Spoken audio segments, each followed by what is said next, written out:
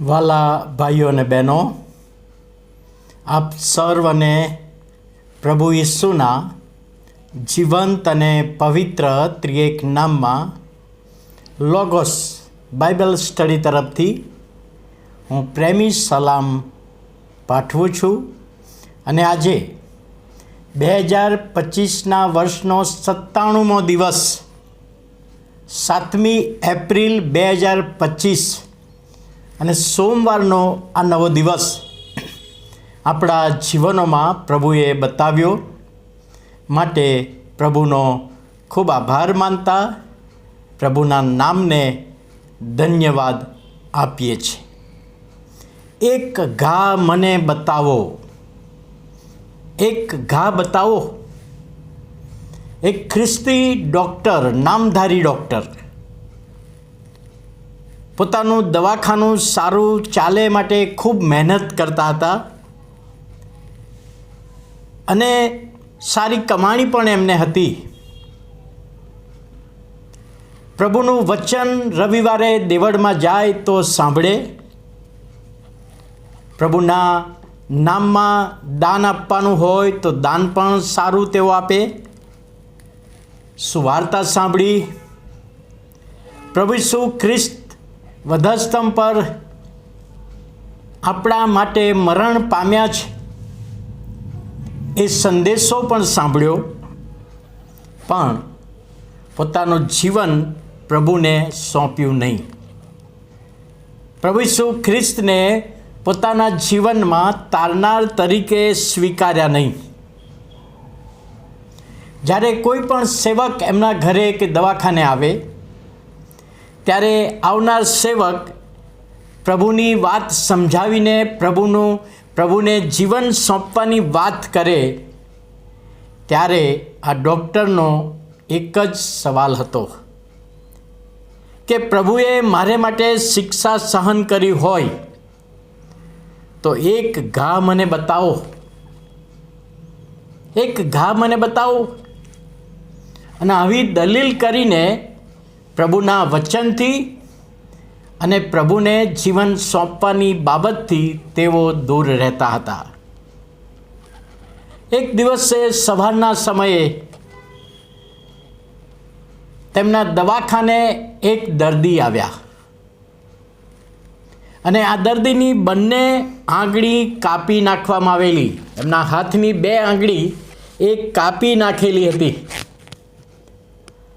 અને ડૉક્ટરની દવા કરાવવાને માટે, ડ્રેસિંગ કરવાને માટે આ પેશન્ટ ત્યાં આવ્યું. ત્યારે ડૉક્ટરે પૂછ્યું કે તમારી 2 આંગળી કેવી રીતે કપાઈ ગઈ? અને આ પેશન્ટે કહ્યું કે હું ખ્રિસ્તી છું, પ્રભુ ઈસુ પર મેં વિશ્વાસ કર્યો છે અને પ્રભુ ઈસુ ખ્રિસ્ત કબરમાંથી ઉઠ્યા એવી સાક્ષી મેં એક ટોળામાં આપી. એક ટોળું હતું અને ત્યાં કોઈએ આહવાન આપ્યું કે ઈસુ મરણમાંથી ઉઠ્યો છે એવું કોણ માને છે? અને ડૉક્ટર સાહેબ મેં 2 આંગળી ઊંચી કરી કે પ્રભુ ઈસુ એ મરણને હરાવીને જીવતા થયા છે, વિજય થયા છે. એટલે વિજય માટેની 2 આંગળી મેં ઊંચી કરી તો ત્યાં મને એક માણસે મારી બંને આંગળી કાપી નાખી, મારી બંને આંગળી કાપી નાખી. પોતાનો હાથ બતાવ્યો અને આ 2 આંગળી જે કાપવામાં આવી છે એ જ ઘા મારા ઈસુને પડ્યો. અને આ સાક્ષી સાંભળી ત્યારે ડૉક્ટર સાહેબે કહ્યું કે અત્યાર સુધી હું શોધતો હતો કે કોઈ ઘા મને બતાવો, કોઈ ઘા મને બતાવો.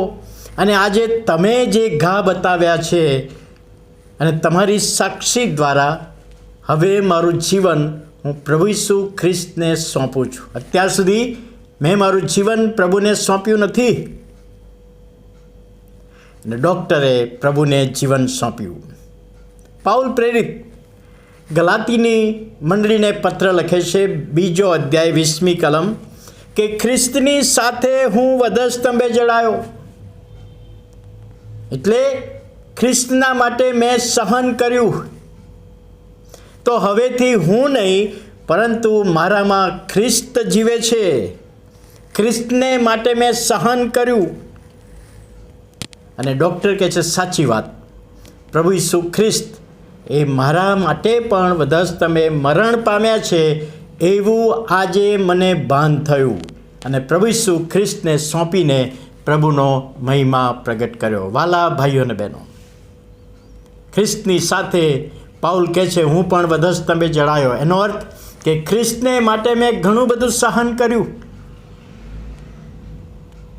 તો એ ઘા મારા જીવનમાં પડ્યો છે. અને આજે એ સાક્ષી દ્વારા, આપણી સાક્ષી દ્વારા બીજા લોકો પ્રભુની પાસે આવે, એ જ આપણે પ્રભુને પ્રાર્થના કરીએ છીએ. આવો આપણે પ્રાર્થના કરીએ. વાલા પ્રભુ, અમે તમારો આભાર માનીએ છીએ, તમારા નામને ધન્યવાદ આપીએ છીએ કે આજના નવા દિવસનો નવો આશીર્વાદ એક સાક્ષી અમે સાંભળીને દ્વારા ડૉક્ટરે તમને જીવન સોંપ્યું.